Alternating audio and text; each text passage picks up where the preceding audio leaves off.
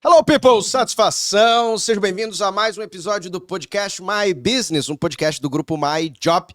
E hoje comigo aqui um grande amigo, advogado, doutor Pedro Garcia, e com honra, olha só, eu vou dizer, o currículo dele até me enche a boca, eu não vou dizer ele inteiro, mas mestre em responsabilidade civil pela Cátedra de Cultura Jurídica da Universidade de Girona, na Espanha, especialista em direito contratual pela Harvard Law School e autor de livros, entre eles A Prova Civil, Elementos para Convicção Judicial e Meu Advogado.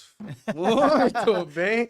Aliás, é por isso que eu tô aqui hoje. Aliás, não, você tá aqui porque você é marido da Débora. Se a Débora confiou em você, eu confiarei também, entendeu? Felipe, é um prazer estar aqui. Eu tô acompanhando o podcast há algum tempo, tô vendo o alto nível dos debates, então realmente eu me sinto muito honrado de ter sido selecionado para falar um pouquinho aqui com seus telespectadores hoje. Viu? Doutor Pedro, um grande prazer, e uma das razões pelas quais eu gosto de chamar especialistas aqui é exatamente para a gente, como você acabou de dizer, ter esse papo bacana.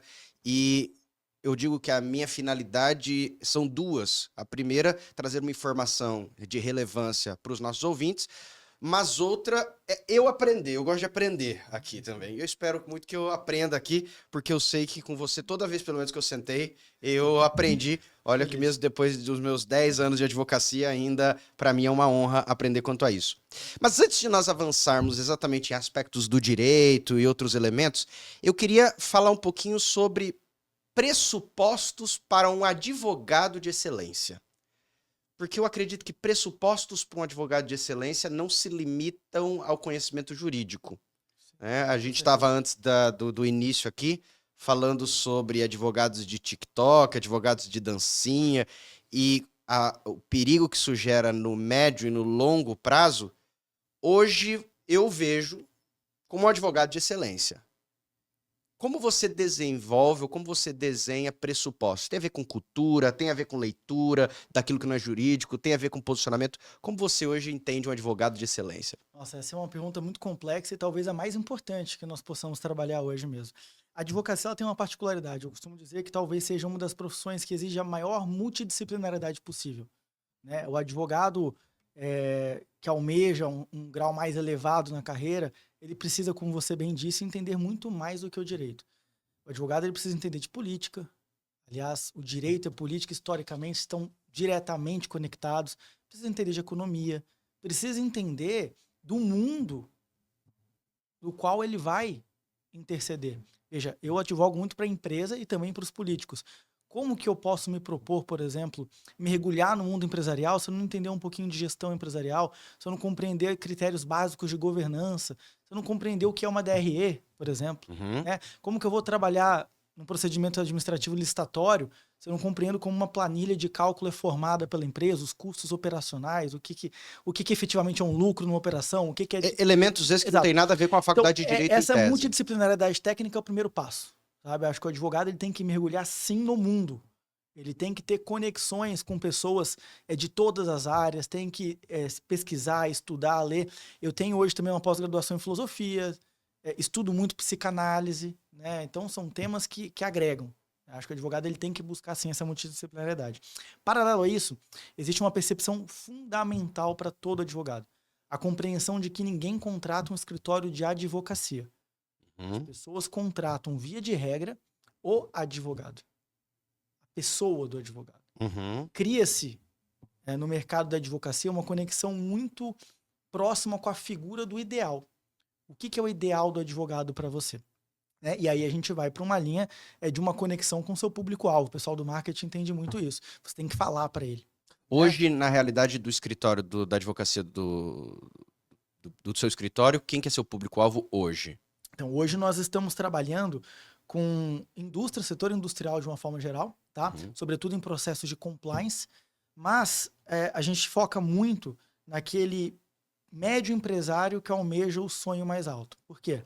Porque a gente tem uma proposta de estruturação de compliance, de metodologia de maior eficiência jurídica dentro da empresa e do projeto empresarial. Então, assim, interlocuções de parceiros comerciais, a busca de investidores, a estruturação de projetos jurídicos de expansão, a parte de prevenção, que a gente entende que é um fator essencial para esse salto. Eu vejo muitas empresas hoje que ficam um pouco estagnadas nesse momento de dar o salto do médio para o grande porte. Por quê? Porque é uma série de fatores, mas entre eles existe uma dificuldade de separar a figura do sócio do funcionário. Então, muito sócio que se torna funcionário da É o própria funcionário empresa. caro da empresa, Exato, exatamente. né? É o Exatamente. funcionário mais caro da empresa, é o Então, sócio, muitas essas vezes. metodologias jurídicas, as normatizações das condutas internas, distribuições de competência, a parte toda do compliance, auxilia muito esse desenvolvimento. Então, esse é o público hoje majoritário do escritório, mas a gente tem também um núcleo de atendimento político, né, que trabalha com campanhas eleitorais, com auxílio para serviços legislativos e para o executivo também. Deixa eu voltar um pouquinho. Eu fiz esses dois paralelos exatamente de público de escritório, exatamente para considerar aonde vamos chegar. Eu imagino, logicamente, que isso altera quando é o seu público a distinção. Se você falasse que seu público era, por exemplo, pensionistas do INSS, talvez a sua maneira de expressar-se a ele seria certeza. totalmente diferente. Com certeza. Talvez você não usaria, não sei, uma roupa talvez tão elegante para falar com o público, talvez se a sua ênfase fosse mais Com carente. certeza. Talvez seu aspecto fosse criminalista, dependendo do tipo de criminalista, se é colarinho branco ou se necessariamente é tráfico de drogas, homicídio, júri, se expressa de maneira distinta. Você hoje é um advogado, eu vou talvez sintetizar, um advogado empresarial, ou corporativo, talvez Podemos resumir dessa forma. Sim, dessa com forma, ainda certeza. que enquadre isso. Com certeza. Quantos anos de advocacia? Vou completar 10 anos agora. 10 anos, 10 anos. E houve uma construção de identidade de quem é você, no sentido de como eu me apresento, como eu me porto, como eu me visto, ou você sempre foi assim? Eu tenho uma crença muito forte com as simbologias da vida. Ok. Acho que o ser humano, ele teve uma capacidade de organização lá atrás, quando começamos a nos entender mais como espécie, que ela é integralmente pautada em símbolos. A Tá? palavra, a escrita, as roupas, os gestos. Você diz que são expressões daquilo que não é falado. Exatamente. Tá? Né? Porque eu entendo que a simbologia ela é uma linguagem que não gera resistência. Veja, Felipe, quando nós estamos numa mesa falando de negócios e eu trabalho algum tipo de articulação, algum tipo de retórica, você recebe, digere essas palavras e interpreta elas com base nas circunstâncias. Eventualmente, buscando compreender se eu tenho alguma pretensão fora das 4 linhas, se tem algo que está implícito ali que eu não queria dizer, enfim. Agora, essas simbologias não ditas, né, elas costumam ser digeridas pelo inconsciente, sem o escudo. Ela passa reto pelo consciente, né? Então, Você diz que as palavras que você diz, a pessoa de fato analisa diretamente, mas existem elementos que você não fala que passam por essa percepção. São digeridos sem o Talvez seja crivo aquela coisa, do rapaz, eu não consciente. gostei dele, mas eu não sei por quê. Ou o contrário. É mais ou menos isso. Eu gostei dessa pessoa, mas por que você gostou? Exatamente. Não sei, mas não eu sei. gostei. Essa pessoa me passou credibilidade. Por quê? Né? Exatamente. Essas simbologias, o que não é dito, normalmente não passa pelo consciente. Você digere de forma mais natural. Quer dizer, vai direto lá para o seu inconsciente. Mexe com temas que são muito conectados entre todos, independentemente da sua cultura, da sua religião. A gente tem uma construção social. A gente consegue, de alguma forma, compreender pela forma como uma pessoa gesticula, fala, as palavras que ela utiliza, o vocábulo, as roupas, né? A forma como ela se porta, que ela se senta, o tipo de piada, o tipo de conteúdo, enfim. Você consegue compreender um pouco como atribuir a ela os seus significados dentro de um contexto geral social. Okay. E isso eu sempre acreditei. Então, quando eu comecei minha carreira, eu já me propunha ser muito sério, digamos assim, do ponto de vista de posicionamento. Por quê? Porque eu entendo que num contexto geral da advocacia, existe uma cláusula de barreira importante contra os jovens, né? Que é aquela presunção de que o advogado bom é um advogado experiente. Então, lá atrás eu falei, olha, eu nunca advoguei na vida, não tenho ainda cabelo branco, hoje já vieram alguns, graças a Deus, pude aumentar os honorários por conta disso. Mas você tem a percepção de que você sendo jovem, as pessoas dificilmente vão dar credibilidade a um advogado jovem, então, já visto que pressupõe que ele não tem experiência. Exatamente. Então eu já começava a me construir com um posicionamento bastante enfático, que rompia um pouco aquelas presunções que se atribuem a um advogado jovem. Mas isso... Então aquele advogado muito brincalhão, aquela coisa, por exemplo, eu me propus na época a não aparecer muito em festas, não subir na mais, sabe, aquela coisa mais palhafatosa do jovem. Então era sempre posicionamentos mais comedidos. A parte que eu externava para o mundo em relação à minha individualidade eram mais leituras de livro, pesquisas, os trabalhos. Eu me tornei professor muito cedo, então eu mostrava isso. Eu gosto dessa expressão, a parte que eu externava para o mundo. Isso. Haja vista que nós somos um complexo de muitas coisas, né? Com Você, de certeza. fato, vai na praia e eu não imagino que você entre no mar de terno. Você vai na piscina com seus filhos e há Não, momentos que você talvez está brincando, se divertindo com eles. exatamente.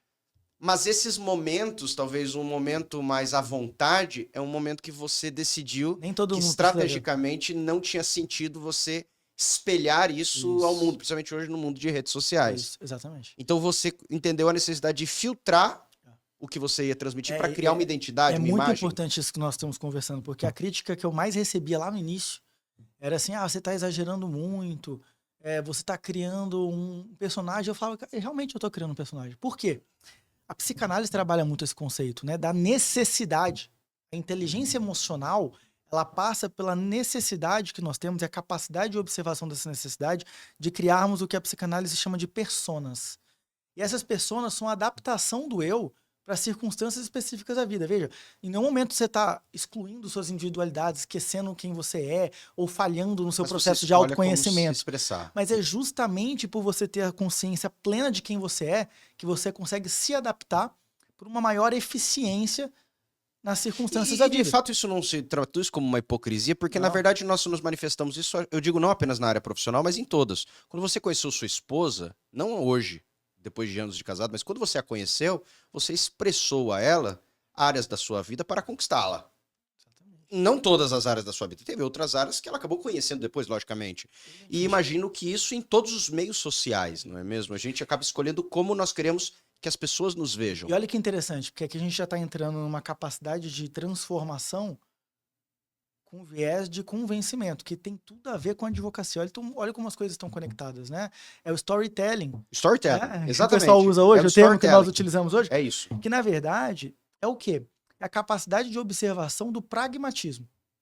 Né? Pragmaticamente, o que eu quero e como eu posso conseguir isso. Porque, veja, se eu tratar um cliente da forma como eu trato meu filho de 4 anos, meu filho de 1 ano, eu sei que eu não vou conseguir credibilidade. Uhum. Se eu tiver totalmente desarmado quando eu fico, como eu fico em casa, quando eu tô cozinhando, etc., na hora que eu for falar com o desembargador, na hora que eu conversar com um cliente meu que faz parte da estrutura do governo do estado, talvez eu não tenha a eficácia de imposição que eu almejo.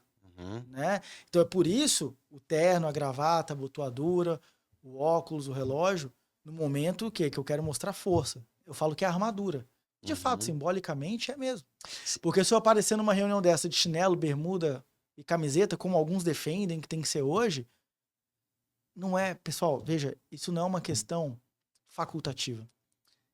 As simbologias do inconsciente, elas não são facultativas. Se você fosse trazer alguma orientação a quem nos assiste e que busca ingressar na área do direito, como advogado recém-formado, aquele advogado Dr. Pedro de 10 anos atrás, jovem, com aquela cara de menino, a barba nada branca um pouco, uma identidade que foi construída.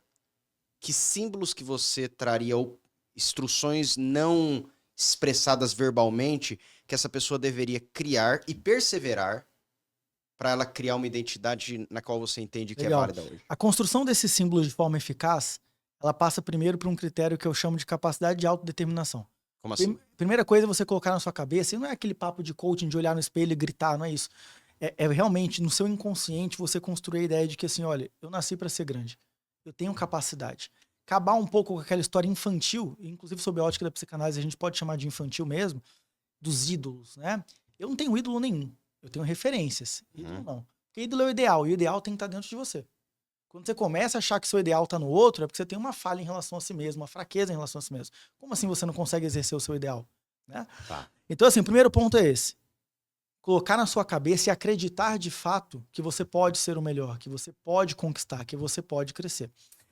Essa capacidade de autodeterminação, ela começa já a determinar suas atitudes em relação à vida. Você acha que essa Então, quando convicção você que acha... você tem muda seu posicionamento? Com certeza. Tá. Com certeza. Você veja assim, a questão, por exemplo, dos símbolos ineficazes e eficazes, como que passam pela capacidade de autodeterminação.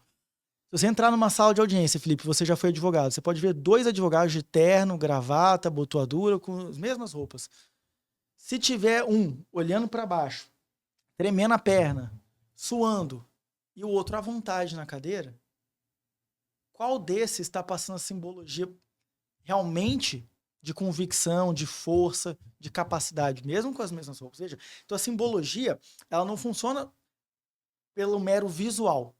A simbologia, ela funciona pela capacidade de autodeterminação, de se posicionar realmente de forma compatível com aquela simbologia que você está querendo construir. Não basta só produzir o símbolo ele tem que ter profundidade. E aí vem outro ponto que os jovens hoje, eu entendo que pecam muito. A ausência de profundidade. A gente está vivendo um momento de um debate muito raso técnico, talvez pela ansiedade das redes sociais, por esse discurso de 30 segundos dos vídeos, né, das redes sociais. Geração fast food. Exato, exatamente, geração fast food. Então, assim, é uma geração que não consegue ir para a página 2. Repete-se, por exemplo, o resumo de um livro do Freud. É uma frase, só que você não entende o contexto daquela frase. Né? Repete-se, de repente, um dispositivo do Código Civil. Repete-se o que a cartilha da esquerda fala, o que a cartilha da direita fala, mas na verdade você não entende o que é direita, o que é esquerda. Agora, dentro... Né? E aí a simbologia não funciona. Agora, dentro da realidade do seu escritório, por exemplo, você tem profissionais distintos. Sim. E profissionais que tiveram bagagens distintas da sua. Você já caminhou e chegou na posição que você quer, mas você sabe que, por consequência, o seu time vai expressar, de alguma maneira, o seu escritório. Ainda que tenha contratado por conta do Dr. Pedro, mas eu tenho uma expectativa de que o time fale o mesmo idioma ou transmita as mesmas percepções. Mesmo tom, né? Mesmo tom do Dr. Pedro. Como fazer agora para esses que já estão acostumados a um tipo de posicionamento, ele adequar para outro tipo de posicionamento de sucesso quando você, por exemplo, traz algum profissional para dentro do seu escritório? Eu sou muito adepto, particularmente na gestão do escritório, a qualidade, não a quantidade. Você conhece bastante a nossa estrutura e apesar de hoje nós temos clientes... É um escritório boutique hoje. Nós temos clientes e processos no Brasil inteiro, nós temos clientes na Bélgica, França, Estados Unidos e Paraguai. Aqui eu tenho escritório em Campo Grande, São Paulo e Santa Catarina, escritório físico, né, sede física. E mesmo assim eu tenho uma equipe enxuta. Por quê? Porque hoje são quantas pessoas no grupo? Hoje nós temos, vou fazer um cálculo rápido aqui, são aproximadamente 7 pessoas só. Para atender tudo isso. De fato. E por quê? Porque eu tenho um rigor muito grande na contratação em relação a soft skills, em relação às características individuais, em relação à maturidade, em relação à percepção daquela pessoa sobre a vida e sobre a importância do projeto que ela vai iniciar no nosso escritório. Né?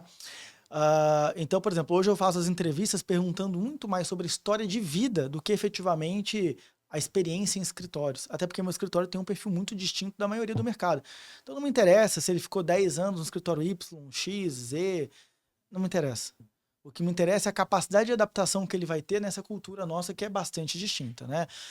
Como os escritórios, de uma forma geral, hoje partem para uma industrialização do direito de forma declarada, né?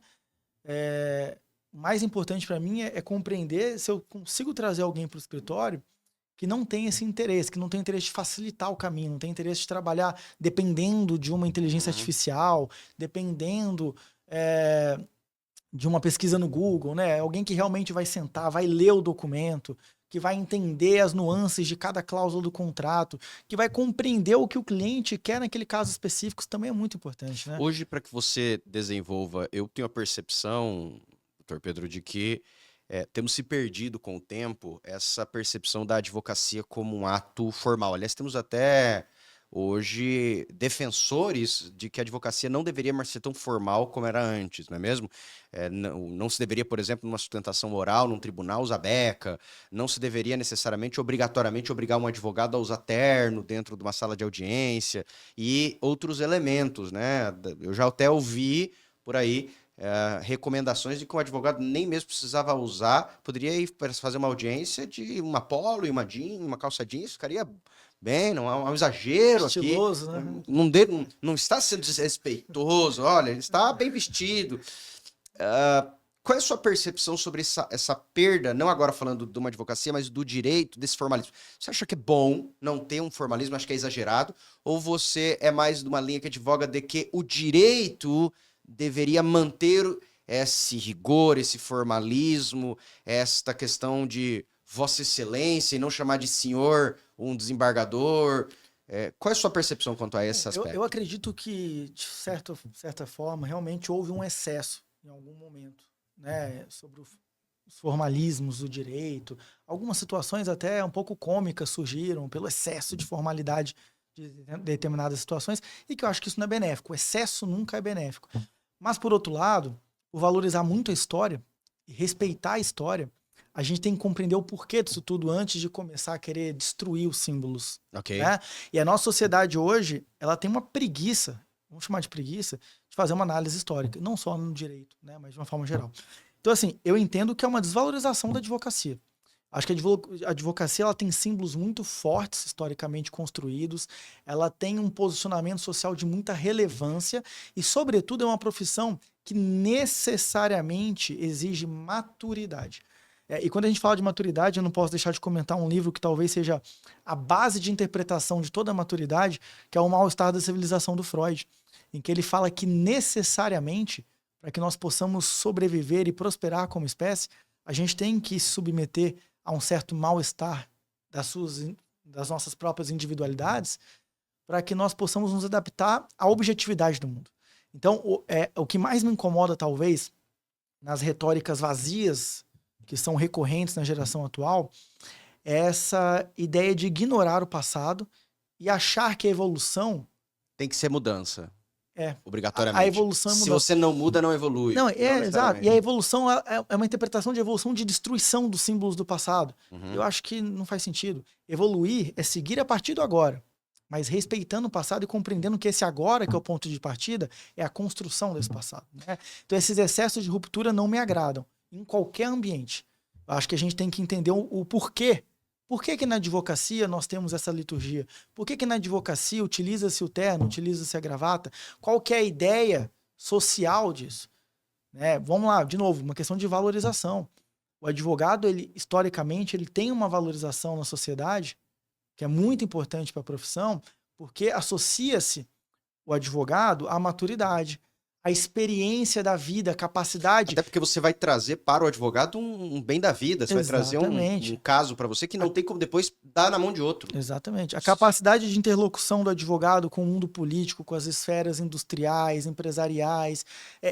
E essa capacidade da advocacia, ela está simbolizada nas vestimentas também. Está simbolizada na seriedade. Está simbolizada na capacidade de articulação, na capacidade de retórica, na capacidade de construção. Você acha que ela está simbolizada também no falar difícil do direito? Ou não então, necessariamente? Veja, eu não sou muito fã da ideia de falar difícil. Eu vi que o Supremo essa semana estava discutindo sobre se deveria ainda manter a expressão ex tunc, ex nunc. Verdade, é verdade. É uma batalha do nosso ministro Barroso, né? Tentar simplificar um pouco a linguagem jurídica. Mas veja, a simplificação não significa empobrecimento, né? Eu sou a favor, sim, que a linguagem jurídica seja digerida de forma mais simples pela população. Existem termos realmente muito complexos, né? E no final das contas, o direito ele serve ao jurisdicionado e não ao advogado ou ao juiz. Então a linguagem tem que transpor mesmo a barreira do processo para que o próprio jurisdicionado compreenda o que está sendo dito cliente, ali, né? evidentemente. Mas isso não significa empobrecer a advocacia, empobrecer intelectualmente a linguagem jurídica, né? O vernáculo, o português particularmente, é uma língua que eu entendo tem uma beleza, né? As construções, os verbos. Eu acho um idioma... Tanto que quem não fala português diz que é um idioma difícil de aprender.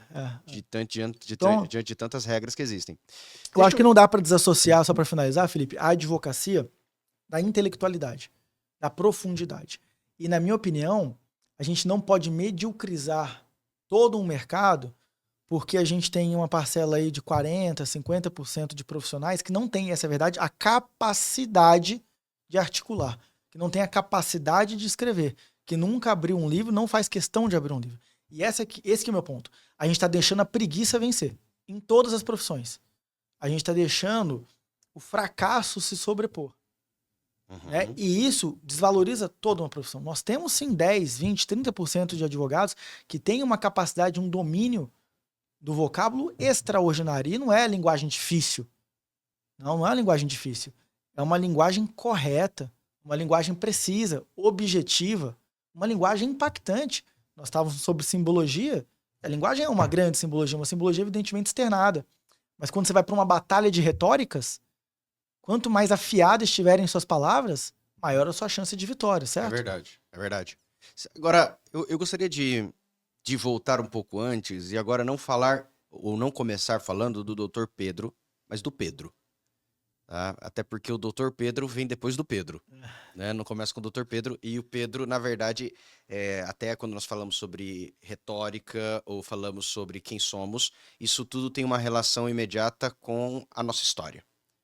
É verdade que é inquestionável. Me lembro de um dos ministros do Supremo Tribunal Federal, indicado agora pelo presidente Lula, o Flávio Dino, dizendo: estou tirando agora a minha toga de ministro, estou colocando a toga de juiz. A toga de ministro é comunista, a toga de juiz é imparcial. Como se no momento que ele falasse agora você é um ministro, toda a história dele, as convicções dele, o caminho dele tivesse sido desfeito, o que é inquestionavelmente uma balela. Uma balela, uma completa balela. E não uma balela porque ele disse, mas é para qualquer pessoa seria uma balela. Qualquer pessoa, não. Para qualquer pessoa seria uma balela. E até uma por isso que o direito ele se protege, criando mecanismos e normas jurídicas que evitem a transposição dos seus subjetivismos por análise do caso prático. Em tese, né? Se isso é aplicável ou não, acho que é um podcast inteiro para a gente discutir, né? Mas em tese a lei reconhece que é impossível. Princípios constitucionais de celeridade, razoável do processo estão lá. Até exatamente. Como, né, cláusula pétrea, mas na prática sabemos que, infelizmente, não se aplica efetivamente isso. Mas falando do Pedro, você era nascido aqui em Campo Grande? Da onde? Não, eu sou mineiro. Nascido em Juiz de Fora, a famosa cidade da facada do Bolsonaro, do golpe militar, só coisa boa. Juiz de Fora. E seus pais são de lá? Todos são de lá. Como é que conta? Como é que começa? A parte da família da minha mãe é Juiz Forana, uma parte significativa da família. Meus pais... Eles moraram lá, eles se conheceram lá na época, meu pai era repórter da Globo. Repórter antes de ser empresário. Né? Então ele é um pouco nômade, repórter é um pouco nômade. Né? Então nós moramos lá, Belo Horizonte, Recife, viemos para Campo Grande, eu voltei para Juiz de Fora, vim para cá de novo, enfim. Mas você acabou, então, ficando em Juiz de Fora, ou pelo menos em Minas Gerais, grande parte da sua vida. Escolas foram em Minas Gerais, todo o desenvolvimento ali da sua maturidade. E você vem para o Mato Grosso do Sul com quantos anos? Eu vim para Mato Grosso do Sul com 20 anos. Ou seja, você, na verdade, já tinha uma estabilidade formada. É um mineiro, mas cadê o sotaque mineiro? O que aconteceu? Não, fui adaptando, né? Eu tinha um tio aqui que era advogado e criminalista. Ele fala: Pedro, ó, pra você dar certo no Mato Grosso do Sul, você tem que deixar esse sotaque mineiro de lado. Então, não tem ele sabe simbologia? Ele fala: você não dá credibilidade esse sotaque, não. Eu vou começar a te perguntar como é que você fala porta e a gente vê se você pegou um pouco do sotaque do Mato Grosso do Sul. E você vem com 20 anos, mas com 20 anos já é uma idade de faculdade. Você já tá fazendo faculdade, mudou pra cá, ou você começa aqui? Eu vim pra cá, na verdade, eu fiz um período de publicidade lá em Minas. Ah, não era do direito? Não. E aí eu vim pra cá para fazer direito. Mas por que não fazer direito lá? Por que começar a publicidade? Por causa do seu pai que tinha essa influência? Eu tinha uma parte da família que já morava aqui, né? E achei interessante vir. A ideia, na verdade, era que eu fizesse a faculdade em São Paulo. De publicidade? De direito já. De direito. Essa mudança, tá. Né? Mas quando eu cheguei aqui, eu fui me adaptando. E assim, sobretudo, eu fui compreendendo um pouco que... Isso foi interessante, porque desde antes de eu realmente ficar focado nos estudos, realmente me autodeterminar como alguém que seria alguma coisa na advocacia, eu já entendi que o estado de Mato Grosso do Sul ele tinha muita oportunidade, sabe? Eu já entendia que o estado, mesmo naquela época, você via como um oceano eu ainda era azul. muito jovem, tudo, porque eu compreendia que ainda tudo era muito preliminar aqui, sabe? Tinha muita coisa para desenvolver, muita coisa para trabalhar. Eu conversava na época com uma tia minha, que também é do ramo jurídico, e ela falava isso para mim, ela falava: Pedro, os advogados aqui, nossa, tem problemas de escrita, problemas de posicionamento, falta estudar, etc. Né? Então... Isso antes de você começar a fazer direito aqui? E aí eu falei: vou dar uma chance. Eu fiz prova de vestibular. Mas não é algo atípico? Eu fiz a prova de vestibular para cá e para São Paulo. Em São Paulo eu começaria no meio do ano. Né? Então eu falei: vou fazer 6 meses em Campo Grande e vejo o que acontece. Fui ficando. Confesso que em determinado momento, que foi muito fundamental para eu ficar aqui... Naquele momento, ainda? É lógico que talvez hoje, quando você vê a trajetória, de onde você chegou, casamento, filhos, escritório, eu imagino que você não vai olhar para trás e dizer: me arrependo, deveria ter ido. Mas você tem uma percepção dizendo assim: puxa, escolhi Mato Grosso do Sul. Você fez aonde aqui? Eu fiz no CDB. No CDB. Eu também me formei em Direito lá. Então você fala: tô aqui na Universidade Católica Dom Bosco, tô aqui no CDB, putz, eu poderia estar em São Paulo, eu poderia estar numa faculdade talvez mais renomada a nível Brasil. Mas olha que interessante, hoje eu tenho escritório em São Paulo. Não, sim, mas é porque, como eu digo, você olhando a percepção hoje, olhando pra trás, você fala: deu certo, que bom, então, não me arrependo. Mas aí tá naquele momento, você recorda-se em algum momento você dizendo: Eu deveria ter ido para São Ó, Paulo? mas aí tem algo que é interessante, né? Talvez uma parte por mérito meu e uma parte por demérito, né? Eu acabei ficando por aqui. O mérito, eu acho que de alguma forma na vida, eu sempre tive a paciência para viver os processos dela. É curioso isso. Eu sempre tive uma percepção desde novo. Eu converso isso muito com a minha esposa, que era uma coisa difícil de explicar, mas talvez nós possamos chamar de fé, Ok. independentemente de religião. Fé. Mas desde muito novo, eu lembro assim, eu tomava banho e ficava pensando assim, cara, comigo mesmo, no chuveiro, assim, eu vou ser grande. Eu vou ser... Eu não sabia nem o que eu ia fazer. Eu ia Mas fazer tinha uma marketing, influência eu ia de fazer... leitura por conta Eu não disso? Um sei. Napoleão Hill, Eu confesso... Não, eu alguém era que muito te novo. pontuava sobre ser grande? Você falava Não sei explicar. Aí que eu falo capacidade de autodeterminação. Tony Eu era criança. Robbins. Não, nem sabia quem eram esses Ah, caras. sim. Eu era criança e eu tinha esse negócio. E por outro lado, eu sempre fui uma pessoa que, nesse aspecto, equalizou bem o critério da ansiedade. Porque eu sabia que tudo era um processo, sabe? Sempre levei com muita naturalidade os processos da vida. Então, de alguma forma, essa preocupação de ter ficado aqui, feito faculdade aqui, não ter ido para São Paulo, nunca foi uma coisa que me pegou muito. Porque eu entendia que era um processo. E eu achava até, e talvez esse tenha sido a parte do meu mérito, que era mais natural viver esse processo aqui, por uma questão de desenvolvimento de maturidade, adaptação, e depois pensar em voos maiores, do que chegar numa metrópole como São Paulo e assim, por baixo, querer crescer todos os andares num lugar tão complexo como São Paulo, sabe?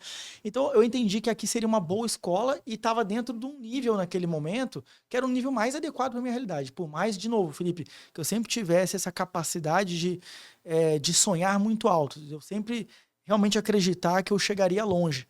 Mas naquele momento eu tive o pragmatismo de entender que meu nível era mais compatível com o nível dessa cidade, com um perfil mais interiorano, Quando com um perfil um você, pouco mais light. quando você entra na Universidade Católica do Bosco, são 5 anos de direito, você não tinha tido um contato com direito antes? Tem advogado na família? Tudo, Eu tenho uma tia juíza na família, uma tia juíza.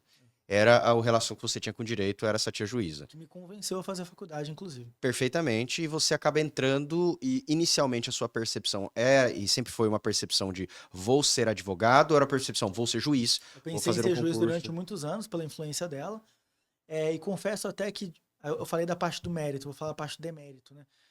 No início da minha faculdade eu ainda não tinha tanta convicção se era aquilo mesmo, né? Eu tenho uma família que é uma família de empresários, que tem, enfim, vários empreendimentos, e era uma coisa que me pegava às vezes, vou trabalhar com a família e tal, não tenho tanta certeza ainda, enfim. Até porque o direito e a administração sempre foram faculdades Na de dúvida quem não você tinha faz, dúvida né? Exato. do que fazer. Acho que o direito, ele começou a me conquistar até antes mesmo da advocacia, quando eu comecei a perceber o direito com um tom um pouco mais filosófico, assim, sabe? Aquilo começou a me ganhar mais. Então você gostou já no começo, porque a filosofia começa no começo do direito, Curioso, né? pior que não. Pior que não, porque eu acho que eu comecei a gostar a partir do momento que eu me interessei mais por filosofia, conforme fui amadurecendo como pessoa, e comecei a compreender a conexão do direito com a filosofia. Não necessariamente pela filosofia do E, direito lá no e início. dentro desse período de faculdade, você tinha uma percepção da necessidade de trabalhar, de estudar, vou estudar mais, vou trabalhar, preciso fazer estágio, preciso começar, preciso trabalhar para ver o que eu quero fazer depois, ou não era uma preocupação que Não, surgia em sua eu mente? fiz estágio a faculdade inteira e foi algo fundamental. Onde você fez estágio? Fundamental. Eu fiz um estágio no Tribunal de Justiça durante algum tempo, ainda quando eu almejava ser juiz, fiz estágio Isso em gabinete de em juiz gabinete de ou juiz, assessorias, né, de magistrados. Ali eu já comecei a ter uma noção mais prática do direito, porque eu trabalhava no auxílio, né, nas redações de sentenças, audiências. como estagiário ali? Exato. Uhum. E aí é legal porque já começa a ter o impacto do direito na vida das pessoas. Sabe aquele papo que nós tivemos no início, da conexão do advogado com o jurisdicionado, com seus clientes? Ali eu já comecei a sentir um pouco isso, sabe? Nas audiências que eu fazia, sentir um pouco a dor das pessoas, o que era aquela conexão advogado-cliente, a importância daquilo que era exercido. E Isso é interessante. em qual momento você começou a considerar, peraí, eu acho que eu não quero fazer concurso público. Eu vou querer caminhar para outro lado. Como que a vida funciona, né? Certa vez o meu pai, empresário, falou: Pedro, estou precisando de um advogado para resolver um problema que surgiu. Eu não entendo nada de direito, então qualquer coisa que qualquer advogado falar, eu vou acreditar. Uhum. Marquei uma reunião com o advogado, vai no meu lugar, conversa com ele. Chegou na reunião, e aí veja, aí assim, não sei se é um destino, mas eu acho que a gente conecta, né? A vida vai nos entregando o que nós entregamos para ela de energia também. Eu sentei com um advogado na época, que foi o meu primeiro chefe, foi um grande tutor meu na advocacia. E nessa reunião, começamos a debater teses para o caso. em certo momento, eu falei de uma tese bastante atípica, que eu já tinha estudado nos livros. Nessa época eu já estava um pouco mais afeito tava mais pelas pro final da leituras. faculdade. Estava no final da faculdade. E ele falou, nossa, interessante, eu dou aula sobre esse assunto na pós-graduação do Tribunal de Justiça e nenhum aluno meu nunca ouviu falar dessa tese. E é uma excelente tese. Aí eu falei, ele falou, mas você é empresário? Eu falei, não, sou estudante de Direito. Aí ele falou, não, você está fazendo estágio, alguma coisa? Eu falei, não, eu quero fazer concurso, estou estudando para magistratura. E naquela época, de fato, eu estudava, Felipe, assim, 12 horas, todo sábado, todo domingo, cronometrado, sempre fui muito disciplinado. Ele falou, não, você não vai fazer magistratura, vai ser um desperdício. Não vai. E na minha cabeça de estudante, magistratura era o sonho. Claro. Eu achava que eu ia ficar rico e tal, não sei o que lá, que eu ia ter poder, aquele papo de jovem, né? Ele falou, não, você vai ganhar muito mais dinheiro na advocacia. Eu achava que ele tava maluco. Você vai se dar muito melhor com a advocacia é mais prazeroso. E ele era um advogado renomado em Campo Grande, era alguém Era de... um advogado muito importante. E ele me contratou para ser estagiário dele. Faltavam aí 6 meses para me formar. Olha como que é a vida. 6 meses. 6 meses que mudaram a minha vida. Porque até ali eu pensava em ser juiz. Que coisa. Nesses 6 meses, eu mergulhei na advocacia. E aí, assim... Era empresarial, a ênfase empresarial da e com um tom também muito político, mais ou menos o que a gente faz hoje Tá. também. Eu mergulhei na advocacia, mas assim, a advocacia me encantou de uma forma que eu não conseguia mais fazer outra coisa. Era 24 horas advogado, leitura e pesquisa. Eu pegava as petições antigas do escritório, levava para casa para ler, para compreender o português, as retóricas, não só a parte jurídica, mas as retóricas utilizadas, as construções, as escolhas de palavras, e comecei a engolir a advocacia. Aquele foi um ponto, sem dúvida alguma, fundamental para minha carreira, porque foi onde realmente eu falei, eu vou ser advogado. Não dá mais para ser juiz, não dá para pensar em nada. Quando você Serei disse isso advogado. em casa, houve um obstáculo ou sua família falou, Sim. bacana? Não, Depois falaram, não acredito. Lembra a capacidade de autodeterminação? É interessante que a partir desse momento a minha história foi sempre eu contra todos. Porque em nenhum momento houve incentivo para ser advogado. Na verdade, eles falavam que eu ia morrer de fome, que não era isso. Vem trabalhar na empresa, não é o caminho. E teve um momento até mais crítico, que foi um momento em que eu resolvi sair do escritório em que eu trabalava para abrir o meu. Isso você já tinha se formado, era advogado? Já era advogado. Ok. E aí foi um outro momento também que a capacidade de autodeterminação foi fundamental. Porque aí foi a família inteira, não faça isso, você vai morrer de fome, não sei o quê, não dá. Cheguei a escutar, inclusive, de familiares meus, quem você acha que vai contratar você? E aí vem, por isso que eu falo, capacidade de autodeterminação. Na minha cabeça era tão claro que ia dar certo. Não interessava se era o pai, o irmão, a mãe, o tio, a tia que falava. Eu tinha certeza que ia dar certo. Isso você estava formado há quanto tempo, Pedro? Você já tinha... Nessa decisão de abrir o meu escritório? Você pegou a OAB, é advogado, essa transição de você falar, agora eu vou abrir meu escritório. Tinha 1 ano de formado. E como que eu amadureci essa decisão? É óbvio que era uma ambição, mas eu amadureci essa decisão. E você entendeu não abrir com sociedade em nada, sozinho. Você No primeiro momento eu busquei um sócio. Vou até te contar essa história depois, que é bem curiosa. Mas essa decisão ela foi amadurecida com base numa percepção. Como eu estava mergulhando demais na advocacia, eu comecei a perceber muito o ambiente. Então eu comecei a perceber alguns espaços interessantes na advocacia. Comecei a entender o processo de industrialização que estava acontecendo na advocacia, o distanciamento do advogado para os clientes. Mas isso você via no seu escritório que você estava trabalhando? Ou... Todos que eu tive conexão na época. Quando você fala industrialização, é a advocacia de massa. Isso, advocacia de Aquela massa. assim, Eu pegava as petições... Ctrl-C, Ctrl-V, repete, muda o nome da parte. Exatamente. E vamos ganhar dinheiro, e vamos fazer volume. Petições assim, que o cliente era homem e eles escreviam feminino. Saía no Ctrl-C, Ctrl-V, sabe? Coisa nesse sentido. E assim, eu fui percebendo isso fazendo os trabalhos técnicos, lendo as petições dos outros escritórios, lendo os processos em que eu atuava, nas conversas com os demais advogados. Então, quando eu fui percebendo que o ambiente ele era propício, eu comecei a entender, cara, olha o que eu estou conseguindo produzir aqui. Olha o que eu sei escrever. Olha o que eu sei falar. Você visualizava eu sou professor. Eu já tinha, disso. nessa época, eu já tinha escrito um livro, Felipe. Por isso que eu falo, assim, você vai amadurecendo com base nas suas conquistas também. Com base no autoconhecimento. Eu já tinha um livro nessa época que estava no acervo do STF, que é o livro da prova cível que você mencionou no início. Então chegou uma hora e eu falei, cara, eu tenho capacidade. Porque o mercado, majoritariamente, hoje já está no nível... Você está falando onde você escreveu o livro? Em que momento? Eu tinha... Você tá essa história do livro também é legal, vou contar em seguida, porque ela é muito interessante. E aí eu falei, cara, não, eu tô pronto. Eu tô pronto porque tem espaço no mercado. Se esse cara que escreveu essa petição tem cliente, esse cara conseguiu captar um cliente escrevendo essa petição, é impossível não ter, cara. Vai dar certo. E fui.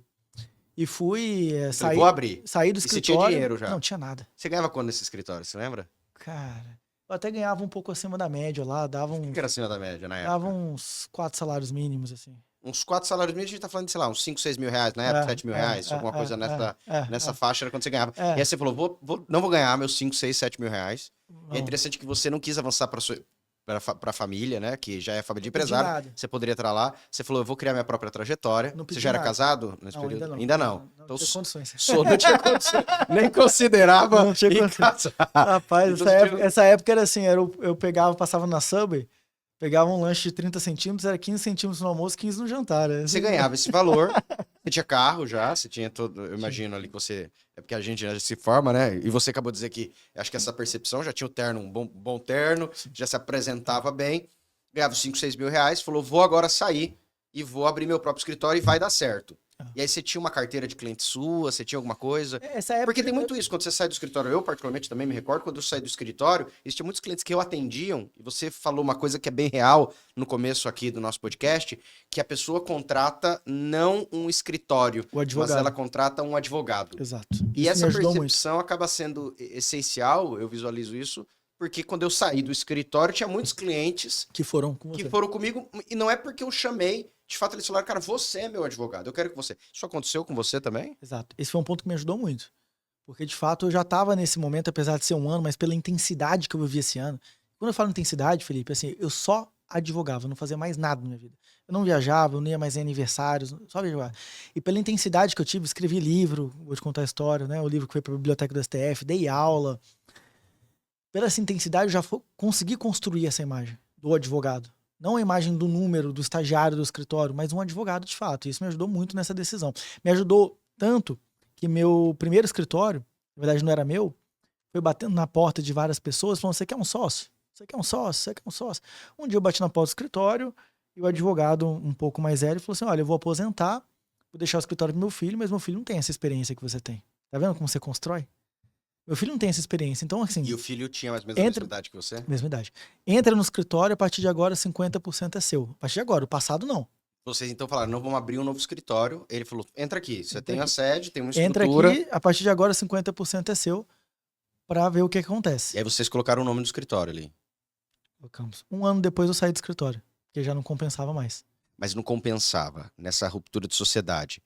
Você teve uma percepção, só eu trabalho, só eu capto cliente, só eu faço. Por que não entendeu essa excelência da do sociedade? ponto de vista de soma, né, em relação à construção técnica, captação, eu comecei a ver que os números não funcionavam mais para mim, não valia a pena. Não faz muito A sentido a captação desse primeiro ano, 90%, quase 100% foi minha.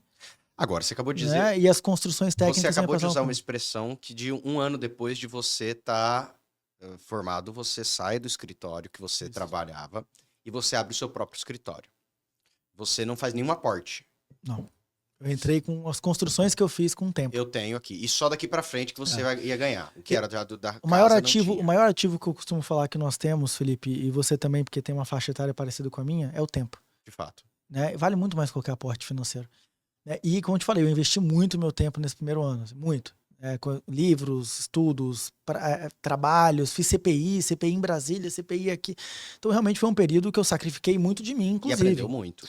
Mas sacrifiquei muito de mim também. Outro ponto que talvez seja uma mensagem importante pra gente deixar pro pessoal que tá ouvindo. Esse primeiro ano foi um ano, assim, engordei 20 quilos, esofagite, gastrite. O processo de evolução pro ser humano, ele não é natural. Não é igual aos animais, que a girafa estica o pescoço, que quer pegar, não. O processo de evolução pro ser humano é a capacidade de submeter o autoflagelo. É a luta constante contra si mesmo. Né? Então, esse excesso de conforto que se busca hoje, sabe? Eu vou ganhar um dinheiro hoje, semana que vem eu vou viajar. Cara, se tá no início da sua carreira, não faça isso. Você mencionou há pouco. De fato, eu fiz isso. No início da carreira, eu ganhava um dinheiro, comprava um terno que era 2 vezes mais o dinheiro que eu ganhava. Por quê? Porque eu gastava aquele dinheiro e me obrigava a ir atrás de mais dinheiro para pagar aquele terno. E também porque eu tava vestindo a roupa que eu queria que meu público visse. Mas você acha que você, com a cabeça de hoje, você não teria feito isso?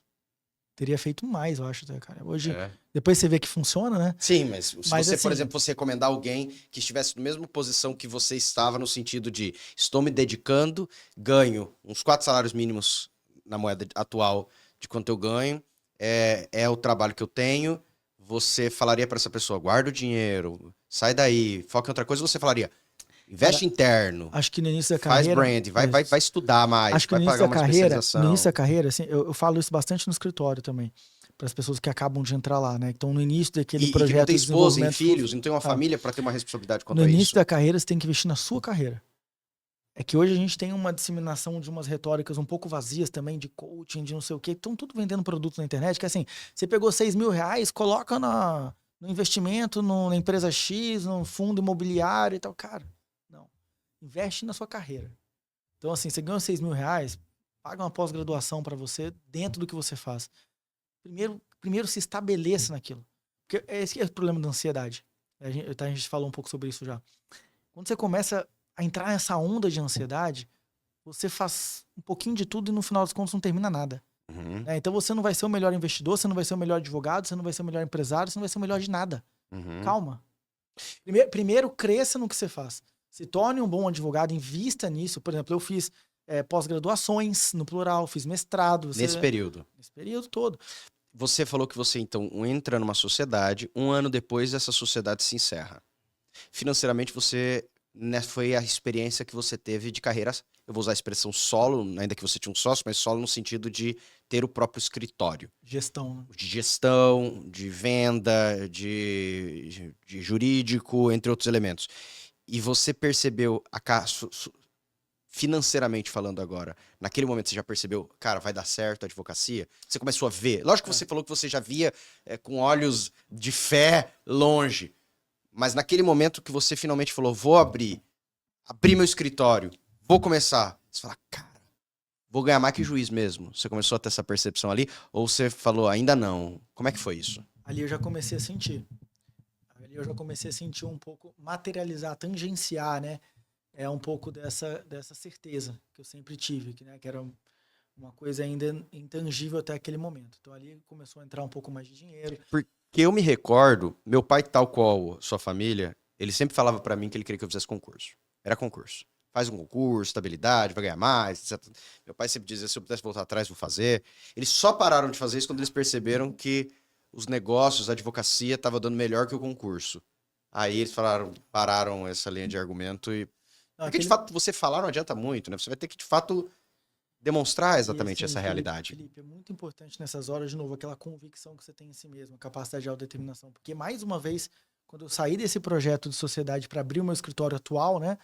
Mais uma vez eu ouvi de todas as pessoas ao redor, não faça isso, você está se precipitando, você está saindo de um lugar que já tem estrutura, não sei o que, não faça isso, você vai para um prédio pior e tal. Então, assim, é interessante porque que acontece? Não é por mal, mas as pessoas, elas intervêm, palpitam, Talvez porque elas não emitem veem o as que você opiniões viu. dentro da percepção de mundo delas. Claro. E a verdade, Felipe, assim, talvez isso não possa até não soar muito bem dentro do mundo do politicamente correto que nós vivemos hoje. Mas eu sempre tive a percepção, na verdade, de que, de novo, que eu ia ser grande. E o pensamento de grandeza, ele não pode se limitar a coisas tão mundanas assim, sabe? E às vezes a gente acaba ouvindo muitas pessoas que vivem a mediocridade no sentido de mediano, Sim, sim, sim. e aquilo contamina a gente e começa a fazer com que nós tenhamos dúvidas sobre nós mesmos, Uhum. né? Então, ali eu tinha certeza, porque ali eu já comecei a ter recurso financeiro, eu já comecei a pegar clientes, inclusive de escritórios muito importantes da cidade. E esse é um outro ponto. Quando eu falei não tenha ídolos, eu quis dizer isso. Não tenha ídolos, você pode ter referência. Mas o problema do jovem advogado, e acho que essa mensagem é importante para deixar para todos os jovens advogados em casa, é o excesso de idolatria. Veja, tenham referências, observem, evidentemente, os profissionais que estão há mais tempo no mercado, absorvam deles as qualidades, mas não os idolatrem. Eles são pessoas como você. Quando você usa a expressão E idolatria, se você quer ser grande, como, você tem o que você interpreta como idolatria? Como é que se você você vê? quer ser grande, você precisa destronar esses caras. Uhum. Ponto. Né? Se você quer ser grande, um dia você vai pegar o cliente desse cara. Então não idolatre. Quando eu falo de idolatria, e que eu vejo muito na jovem advocacia, é baixar a cabeça e começar a fazer um marketing, inclusive, daqueles advogados, escritórios,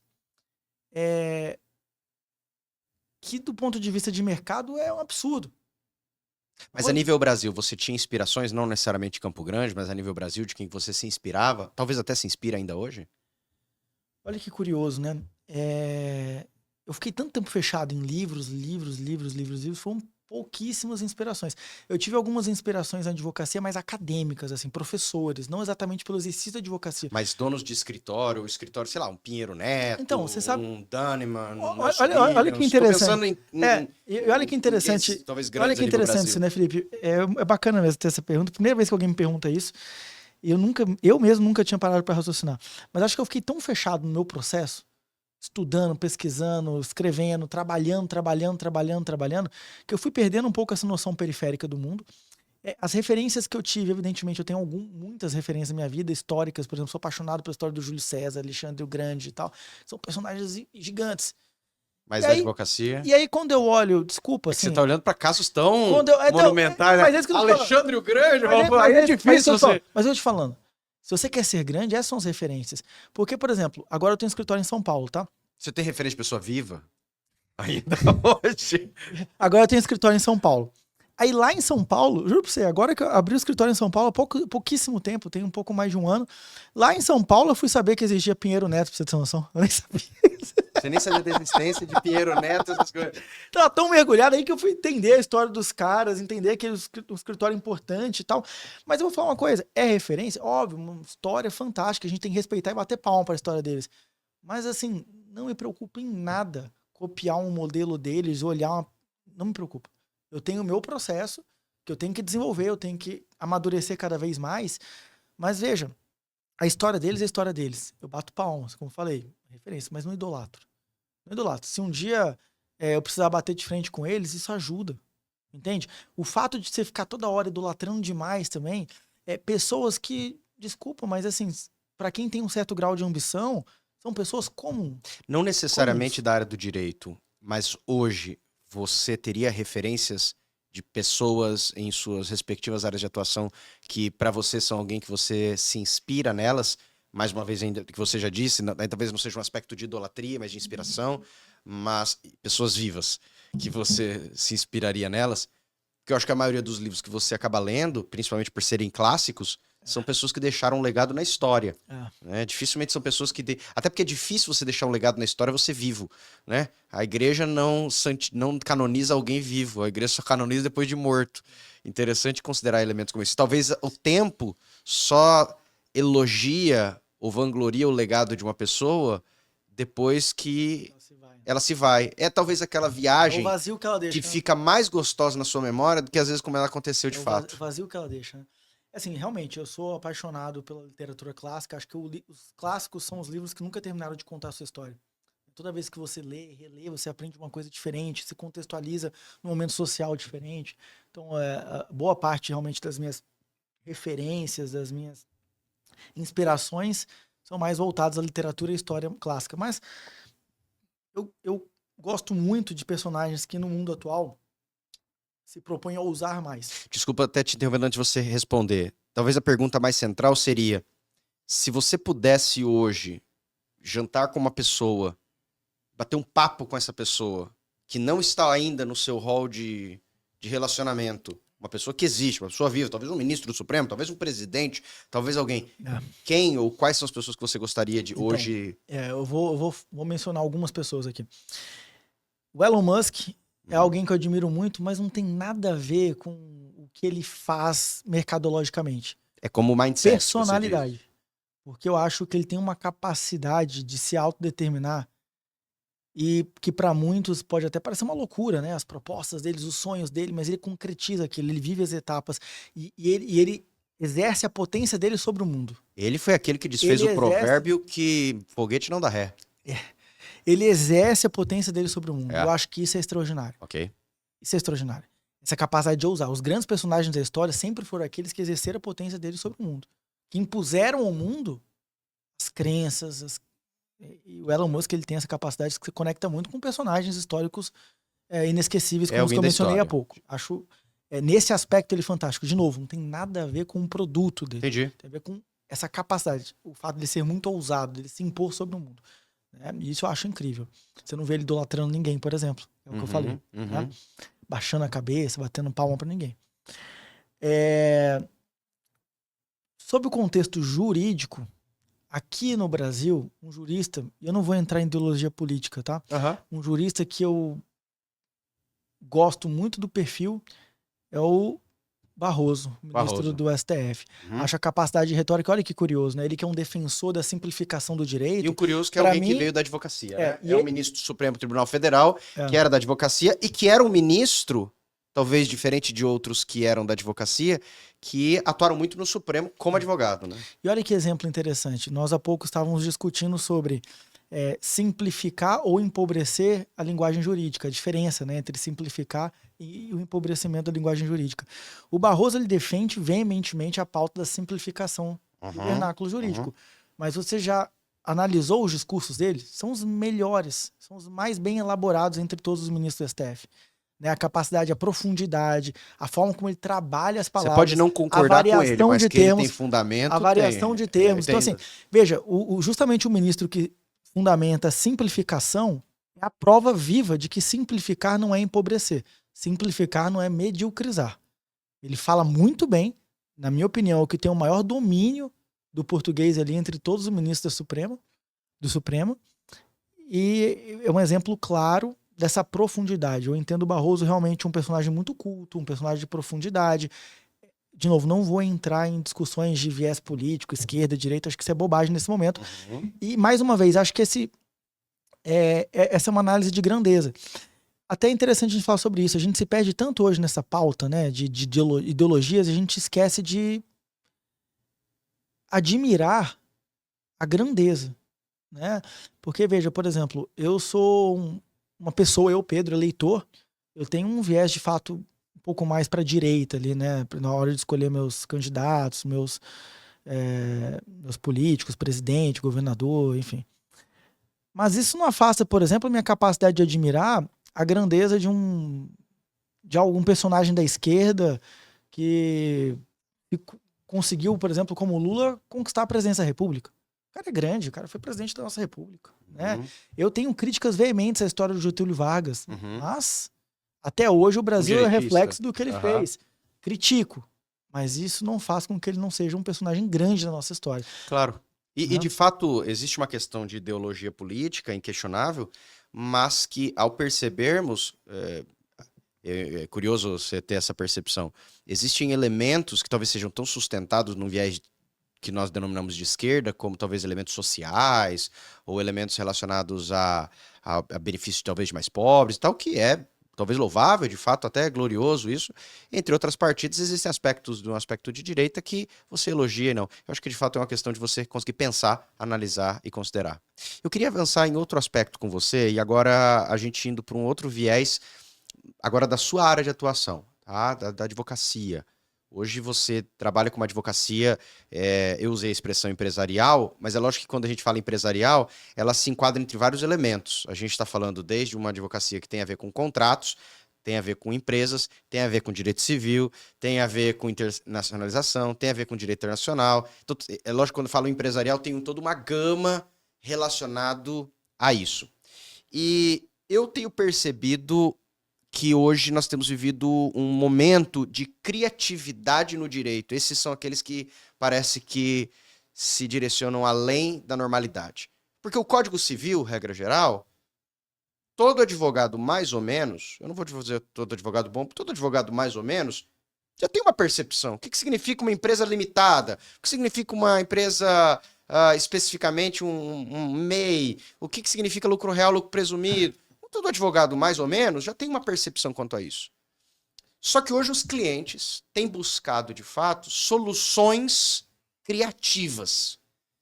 E essas soluções criativas são aquelas que fazem assim, cara, como eu nunca pensei nisso. Uau, sensacional. E eu queria falar um pouquinho sobre essas soluções criativas nesse mundo que nós vivemos hoje. Bom, primeiro que isso, eu entendo que é uma cláusula intransponível. A criatividade no direito hoje é uma cláusula intransponível para o advogado que quer se manter no mercado. O advogado que não tiver criatividade é substituído por uma inteligência artificial. Eu tenho clientes hoje, por exemplo, as grandes empresas que nós advogamos, que hoje já tem a inteligência artificial ali, inclusive para algumas consultorias simples jurídicas. Mas mesmo fazendo a pesquisa na inteligência artificial, eles me mandam um e-mail, ó, a inteligência artificial me respondeu isso. Você tem alguma ideia? Olha que interessante. Concorda? Olha que interessante, por conta da criatividade. Porque eles entendem que por mais que exista uma resposta objetiva para o assunto, o advogado que é bem preparado, o advogado que consegue exercer esse potencial de criatividade, ele consegue manejar as peças do tabuleiro de uma forma que ainda surpreende, que sai do óbvio, que sai do básico. Hoje algo tá? muito famoso que se tornou no Brasil foi um programa denominado Shark Tank, né? Shark Tank, você conhece, na verdade é um programa, se não me falha a memória, inicia-se nos Estados Unidos, vem para o Brasil, que é um programa em que as pessoas, elas levam suas ideias e investidores, então, fazem o aporte de suas ideias ali. Mas uma coisa que muitas pessoas de fato não sabem é como isso poderia acontecer. Porque tem gente que já tem uma empresa, talvez tem gente que não está assistindo, tem uma empresa. Ou não tem uma empresa, tem uma ideia. Né?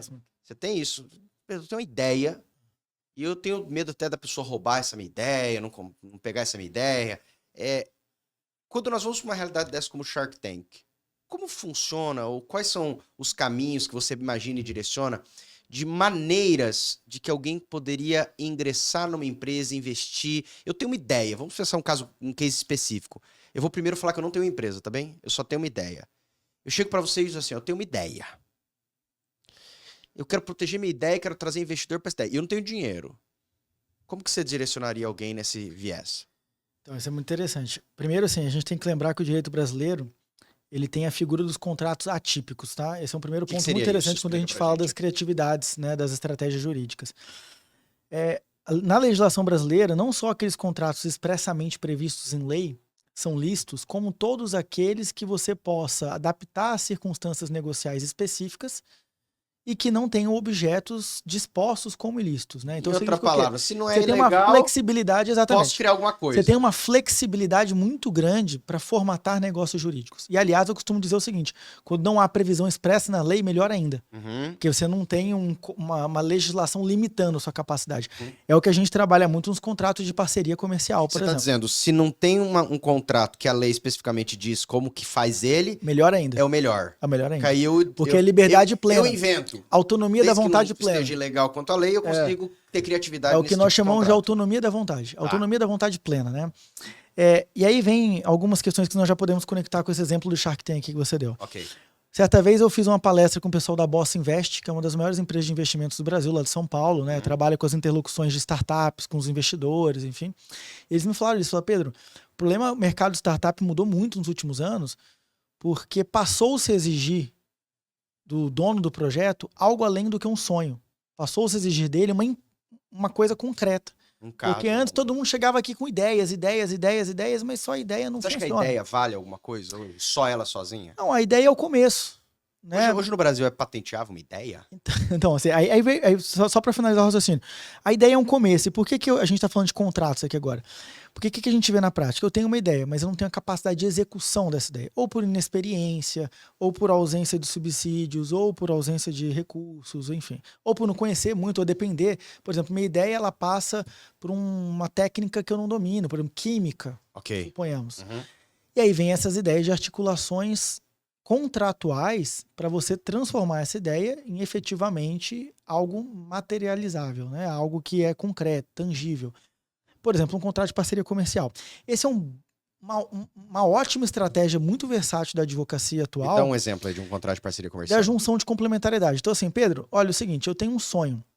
Eu quero criar uma empresa que desenvolva um produto químico que a gente joga nas florestas e não pega fogo. Para acabar com os incêndios que nós estamos sofrendo no Brasil hoje. Cara, legal. Super bacana. Legal. Eu fiz uma pesquisa, eu vi que isso é possível e tal, mas você é químico? Não. Putz. Você tem dinheiro? Não. Putz. Né? Então vamos fazer o seguinte, vamos buscar alguém que tem um domínio técnico, tá? Junta com essa pessoa, faz uma joint venture, um contrato de parceria comercial, complementa vocês dois em busca de um objetivo. Então assim, o que você tem? Eu tenho X, Y, Z. O cara tem A, B e C. Junta os dois, coloca num contrato, dispõe todas as possibilidades, cria um plano de negócio, assume responsabilidades, juridicamente falando, e busca investidores com isso. Agora sim, complementando a sua ideia com algo mais tangível, o pragmatismo de um químico que consegue mostrar a fórmula para chegar naquele ponto, agora, com tudo isso no papel, você vira para o investidor, faz uma proposta que é diferente de só verbalizar, escreve algo. Olha, eu estou buscando o quê? Eu estou buscando 2 milhões. Por que 2 milhões? Porque aqui eu consigo te mostrar, nessa estruturação jurídica mesmo, que 1 milhão eu vou destinar para essa questão. 500 mil para cá e 500 mil para cá. Com isso daqui, eu consigo Você acha que constatar... um dos grandes defeitos da pessoa que busca um investidor ou busca fazer esse fundraising que nós chamamos é exatamente não ter essas definições claras e objetivas? Onde eu vou destinação de usar, o que que eu vou recurso, fazer, para onde como vou? rodar um negócio. Será que o porque- negócio precisa de 2 milhões ou precisa de 15 milhões, Exatamente, né? essa que é a questão. E foi isso que gerou um transtorno muito grande para o mercado de startups. Né? Porque começou a pedir valores e valores e valores com base em ideias, o valor entrava e não tinha uma eficácia prática. Por exemplo, a gente tem um caso que uma vez foi comentado lá no escritório, de um investimento muito significativo que foi feito numa startup, só dava prejuízo, o investidor foi visitar. Chegou lá, assim, prédio na Paulista, todo de vidro, os computadorzinhos todos da Mac, todo mundo com a collab da Nike com o nome dele escrito. Então, assim, por isso que não dá prejuízo. O cara tá gastando dinheiro com nada. Uhum. Né? E o objetivo mesmo da startup ficou em segundo plano. Então, assim, por meio dessas soluções jurídicas, primeiro, você traz estrutura para o negócio. E num segundo momento também, você traz para o investidor uma segurança de um aporte. Por exemplo, você citou o Shark Tank, por isso que eu estou falando de investimentos, né? Uhum. Você consegue trazer para o investidor a ideia de que vai ter uma prestação de contas. A ideia de que se com aquele aporte, eventualmente, você não alcançar aquela finalidade, vai ter uma consequência. Por exemplo, ele vai adquirir 50% do negócio para compensar a ausência de retorno, vai ter uma conversão daquele investimento em cotas sociais se interessar ao investidor. Você já advogou para investidores? Para os dois lados. Para os dois lados. Vamos caminhar na linha de você advogando para investidores. Quando você advoga para o investidor, uma perspectiva de que o investidor, eu imagino, solicita para o advogado analise se o negócio para mim é seguro, analise se o que a pessoa está falando é de fato... Due diligence. Que a gente Due chama. diligence, ok. Então ele vai fazer uma diligência lá, você vai analisar se o negócio é válido. E eu imagino que tem até dois momentos. Uns para ver se eu invisto o dinheiro e depois para ver todos os outros elementos da empresa, se a empresa é de fato válida, antes de fazer qualquer tipo de contrato. Se você fosse trazer hoje recomendações para alguém que está do outro lado, como você já advogou para investidores, para alguém que está sendo investido, antes dela levar a empresa ou a ideia para um investidor, como ela arrumaria, prepararia essa empresa? A primeira coisa, como eu ou disse, esse negócio. É sair do campo do intangível e começar a materializar um pouco Ou o projeto. seja, não traga apenas uma ideia. Não. Traga algo que, Não que pode ó, ser aplicável. A maior prova do amadorismo e o maior risco que pode existir para o investido é chegar numa reunião sem nada, falar, entregar toda a sua ideia para aquele cara que tem um dinheiro para executar. Esse é o amadorismo puro. Porque o cara tem um dinheiro, por que ele precisa de você agora que você entregou o projeto para ele? Ele sai dali e abre sozinho. Uhum. Né? Então, assim, você tem que ter uma estrutura prévia. Primeiro, você tem que ter uma ideia exata do que você quer, e isso é muito importante. Por exemplo, já teve um processo que eu entrei, que o cliente chegou no escritório e falou assim, eu quero montar uma rede de franquias. Aí depois, será que é franquia? Será que eu não faço não sei o quê? Eu falei, cara, ele não sabia o que como queria. que você vai buscar investimento? Você não sabe nem se você quer ser franquia, joint venture, não sei o quê. Pra você entender o que você quer, primeiro passo. Né? Entendi o que eu quero, qual que é o formato jurídico que eu quero para o desenvolvimento da minha empresa, porque isso é plenamente jurídico, isso não é uma questão empresarial, de ideias, não. Qual que é o formato jurídico? Eu quero ser franquia, eu quero trabalhar com cessão onerosa de marcas, eu quero só ter a minha sede aqui, depois eu abrir filiais, um projeto de expansão. Pensa primeiro... Você chegar com o modelo, esse negócio vai funcionar da seguinte maneira. Isso. Assim, okay. Primeiro você pensa o que você quer. Depois que você pensar o que você quer, você vai começar a analisar o que você precisa para aquilo. Tá? Até que ponto você precisa do investidor? Porque também tem aquele erro do investidor. Assim, olha, eu preciso de 10 milhões. Aí chega no investidor, tá bom, eu te dou 10 milhões, mas eu quero 60% da empresa. Hoje parece bom, mas e daqui a 10 anos, vale a pena? Se a empresa estiver valendo 1 bilhão, valeu a pena aqueles 10 milhões por 60%, 40%? Não sei, valeu? Mas você não acha que seria mais então, fácil ele aceitar isso do que o negócio nunca sair do Então, papel? mas aí que tá a questão. Aí você tem que avaliar assim, até que ponto você realmente precisa disso. Porque a gente tem outras soluções. Você pode começar a pensar sobre versatilidade no direito. Você pode começar a pensar em pools de investimento, que é uma solução muito versátil. O que seria? Então, assim, é o seguinte, olha, o meu negócio aqui eu preciso... vamos pensar dos 10 milhões, por exemplo. Vamos pensar. Do 100% da empresa, eu consigo ceder 20 para investidores, Okay. tá? Inicialmente, para você entrar aqui, você tem que colocar 1 milhão. Ok, 1 milhão você tem 20%. Isso tudo bem estipulado em contrato. Só que isso aqui é aberto para novos investidores. Entra um novo investidor, coloca mais 1 milhão. Significa o quê? Que daqueles 20%, agora você tem 10, ele tem 10. Só que agora eu tenho 2 milhões para investir no negócio. Fica bom para vocês também. Porque com 2 milhões, Mas o com cara prestação de o cara conta e que entra, ele destinação sabe que ele específica, vai sabe ser dessas diluído. condições, sabe Ele dessas sabe que ele vai ser condições, diluído. e Ele sabe, ó, e tá. aceita por quê? Se ninguém entrar, você tem os 20%, Isso. mas tá aberto que você sabe que outros podem Ele entrar. pode ser diluído, mas ele aceita por quê? Porque ele sabe que diluir o dele significa maior capacidade de investimento e desenvolvimento do projeto. Por quê? Porque aí você faz essa proposta colocando destinação específica para aquele recurso que está entrando. Olha a versatilidade das estratégias jurídicas nesse caso. Então, assim, vai entrar 1 milhão, mas entrou 1 milhão, cara, é 1 milhão para o projeto, para essa finalidade, para desenvolver isso. Aí você vai ter um compliance. Então, assim, entrou 1 milhão, eu vou contratar o CEO primeiro, vamos supor, na contratação lá da distribuição de competência ordinária. Entrou mais 1 milhão, cara, eu vou comprar esses equipamentos aqui.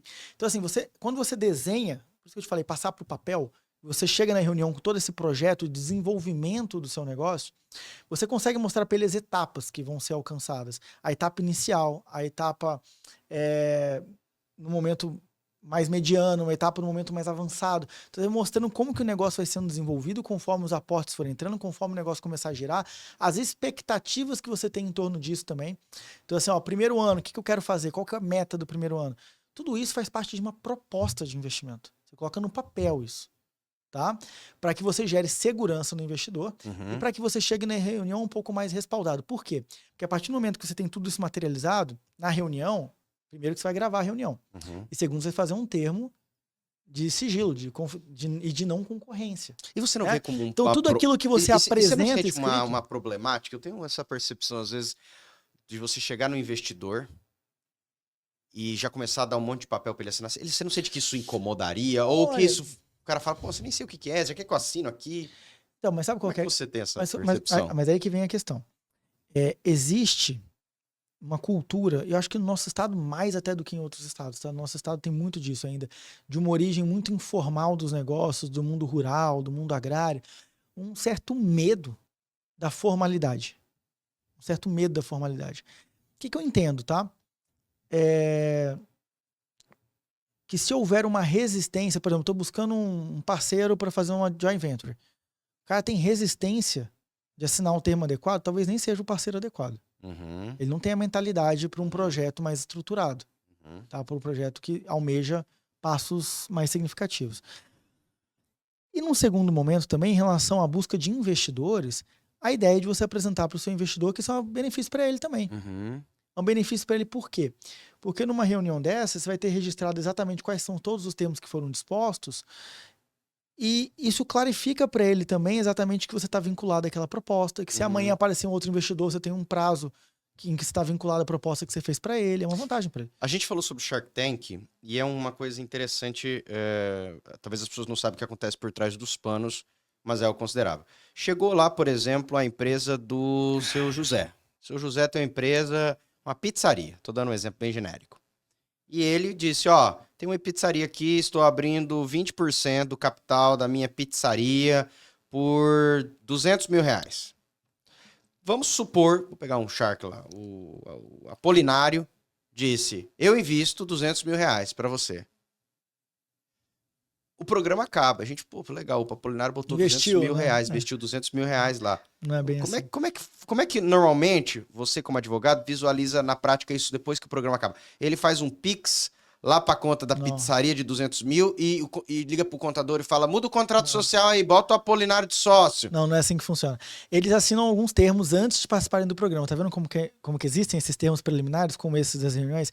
E entre esses termos, eles assinam um termo que declara que esse investimento ele não é garantido naquele momento, que ele depende de uma due diligence. Tá? Então, posteriormente a essa proposta... seria na prática o quê?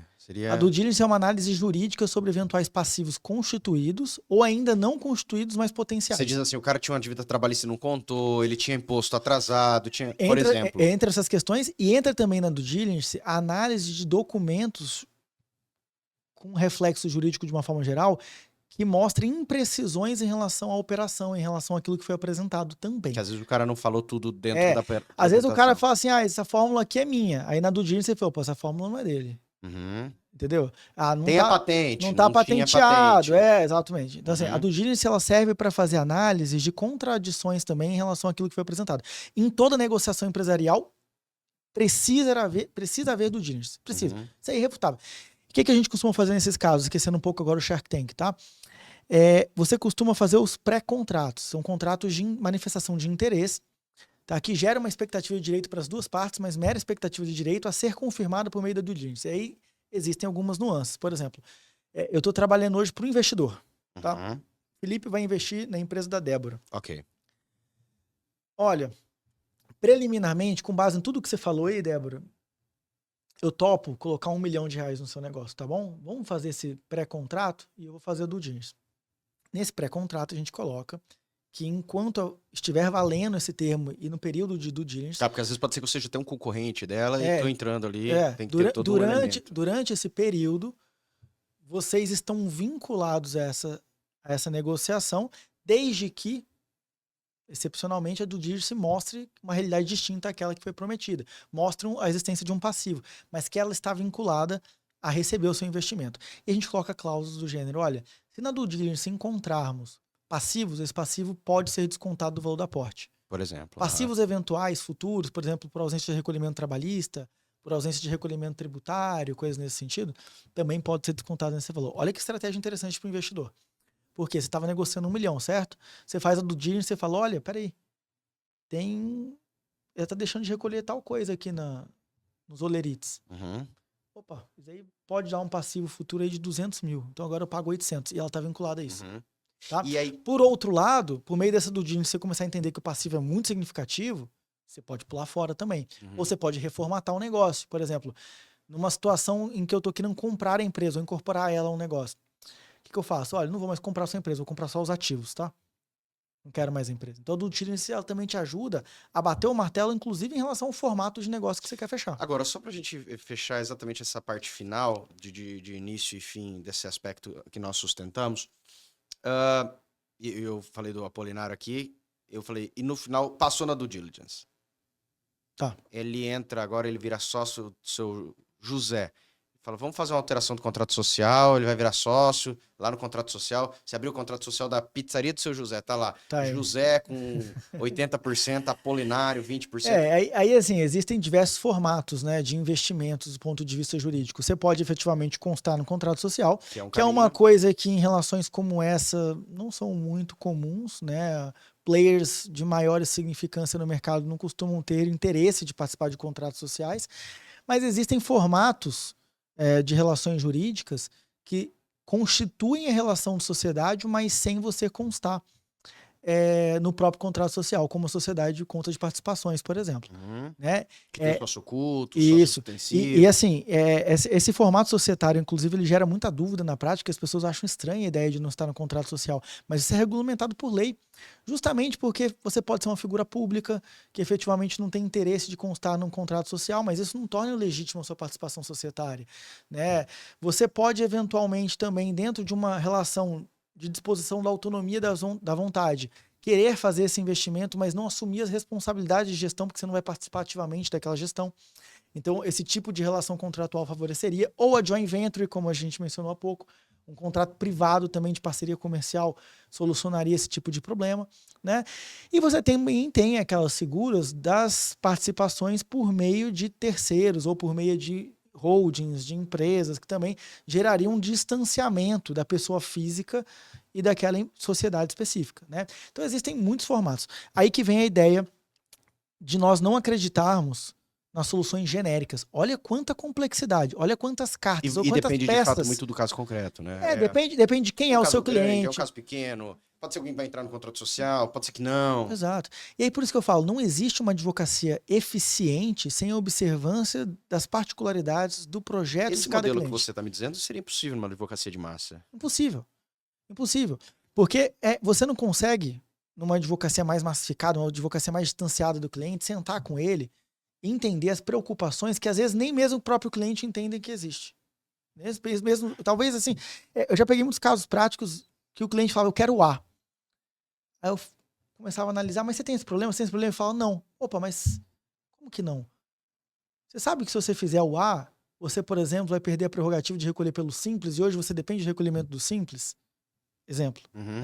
Você sabe que se você fizer o A, você pode ter um problema porque você é servidor público e só pode participar da empresa, nesse caso aqui, se você for sócio sem poder de administração. E você não pode dizer que não desconhece a lei. Exato. Isso vai E te na gerar um advocacia mais distanciada do cliente, é muito difícil fazer esse tipo de análise, entende? Então, as soluções da advocacia elas são muito versáteis. A beleza da advocacia é que ela tem a capacidade, pela amplitude das normas jurídicas que nós temos no Brasil hoje, ela tem a capacidade de ser um terno sob medida, de você adaptar ao tamanho do cliente, né? Até eventualmente depois ajustar um pouquinho quando o cliente crescer um pouco. Então, assim, mas para fazer isso, você tem que ter planejamento. Você não pode ter soluções genéricas, você não pode ter um modelo na sua rede, fazer um Ctrl-C, Ctrl-V, como muitos escritórios fazem. Eu não acredito nesse tipo de advocacia. Mas para esse conseguir ser desenvolvido, eu visualizo de maneira clara de que acaba, por consequência, tendo dois elementos, né? Uma assessoria jurídica especializada, porque não são todas que vão saber disso. Já visto, como a gente acabou de dizer hoje, são contratos atípicos, e atípico significa não adianta abrir o Código Civil que não vai estar Não vai escrito estar lá. isso lá. E o outro acaba sendo também uma advocacia que não pode ser uma advocacia generalista no sentido de a mesma resposta eu dou para todos. Por exemplo, existe um contrato de venture a ser realizado em venture capital. Existe um contrato que vai ter uma cláusula tal. Vamos aplicar essa cláusula para todos. Vamos aplicar esse modelo de contrato para todos. E é um contrato atípico, mas não caberia a todos na mesma hipótese, no mesmo cenário. Perfeito, Felipe. E essa é uma crítica que eu faço a uma pauta que vem sendo recorrente hoje, eu acho bastante complicada, que é aquela pauta do especialista, né? Porque a pessoa que é muito, muito, muito especialista em alguma coisa, na verdade, ela deixa muitos outros fatores de lado, né? Quando você se fecha muito num quarto, você esquece que tem todo um prédio ao seu redor. De fato, você falar contratual, acho que você tem que ter um conhecimento, acho que foi um dos primeiros elementos que você falou sobre multidisciplinariedade. Você tem que ter um elemento de tributário. Exatamente. Você vai ter que ter um elemento de trabalhista, você vai ter que ter um elemento civilista, você vai ter que talvez ter um elemento ambiental, você tem que ter uma gama de conhecimentos porque esse quebra-cabeça, se você mudar uma peça, pode ter que mudar outra do lado esquerdo, na frente, abaixo e atrás. Então não adianta você falar assim, eu sou especializado em direito contratual. O direito contratual, sem o direito empresarial, sem o direito civil, para que ele serve? Pedro, eu gostaria hoje de caminhar e caminharmos ao fim com 3 questionamentos aqui. Na verdade, 3 questionamentos, não. Com um questionamento que eu gostaria que você apresentasse em 3 tópicos. Hoje nós temos advogados que nos assistem, pessoas que de fato têm uma perspectiva de uma carreira, alguns talvez você como inspiração, outros, como você disse, passar você, como aquela questão de minha inspiração é passar quem eu me inspiro, até mesmo talvez essa realidade. Se você hoje fosse dar 3 orientações para advogados que estão iniciando em sua carreira e estão começando, diante da experiência que você teve, quais seriam 3 dicas, insights, orientações que hoje você poderia compartilhar? Número 1. Número 1, não tenha ídolos, apenas referências. Número 2, tenha profundidade. O bom advogado é aquele que vai para muito além das páginas do vade-mecum. Ok. Então saiba falar sobre gastronomia, sobre a vida, sobre política, filosofia, economia. Saiba falar sobre os assuntos que estão sempre permeados na sociedade. Isso é fundamental. E o terceiro, são tantos, né? Mas o terceiro, eu diria adaptabilidade. Adapte-se. O bom advogado precisa se adaptar. Lembre sempre que o advogado ele é só o meio. E o meio que atende um fim, que é o convencimento. Seja o convencimento do cliente para te contratar, o convencimento do juiz para deferir uma liminar, enfim. E para convencer, você tem que falar para o outro e não para você. Eu vejo também assim, advogados muito, muito presos em suas próprias convicções, advogados muito fechados em suas próprias ideologias, suas próprias teses, e que eles esquecem por vezes que quem decide é o juiz. Quem tem que ser convencido é ele. E por que não adaptar a sua tese à realidade daquele magistrado? Adaptar, de repente, a sua forma de atender ao perfil do seu cliente, né? Vou fazer uma quarta. Por favor. Agradabilidade. Seja uma pessoa agradável. Sem arrogância, sem excesso de nariz empinado. Não é porque você veste um terno e uma gravata que você efetivamente é melhor que as outras pessoas. Né? E o advogado às vezes se perde um pouco nesse luxo da advocacia e esquece um pouco que você não consegue nada na vida se você não for agradável, se as pessoas não gostarem de você, se você não for bem-vindo, né? Então trabalhe isso, seja uma pessoa agradável. Pedro, muito obrigado. Foi um prazer ter você aqui conosco no podcast My Business. Felipe, obrigado a você. Para mim foi uma tremenda gratidão, sempre um bom papo com você nas câmeras e fora das câmeras, e te agradeço muito por estar aqui hoje. Muito obrigado, espero voltar mais vezes. Tem muito assunto. Aliás, não falamos sobre o livro, hein? Fica pra próxima. É verdade. Foi um prazer. Um abraço, Felipão.